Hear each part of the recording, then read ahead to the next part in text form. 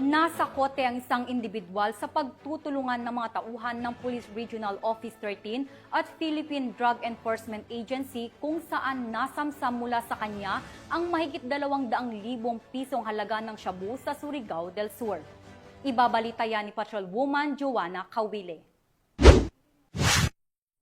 Nasamsam ang tinatayang 272,000 halaga ng hinihinalang shabu mula sa isang kawani ng gobyerno sa ikinasang bypass operation ng Surigao del Sur Provincial Intelligence Unit, katuwang ang Tandag City Police Station at PIDEA Surigao del Sur sa Barangay Bagong Lungsod, Tandag City, Surigao del Sur nito lamang August 22, 2025.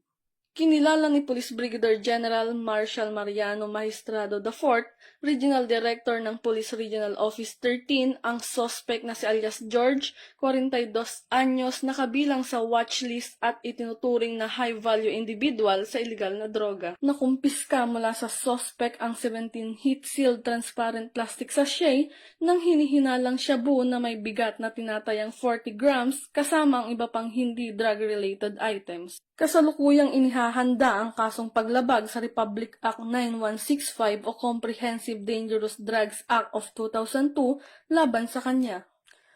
Patuloy ang Police Regional Office 13 sa maigting na kampanya laban sa iligal na droga upang masiguro ang isang ligtas, mapayapa at maunlad na pamayanan dahil sa bagong Pilipinas ang gusto ng pulis ay ligtas ka.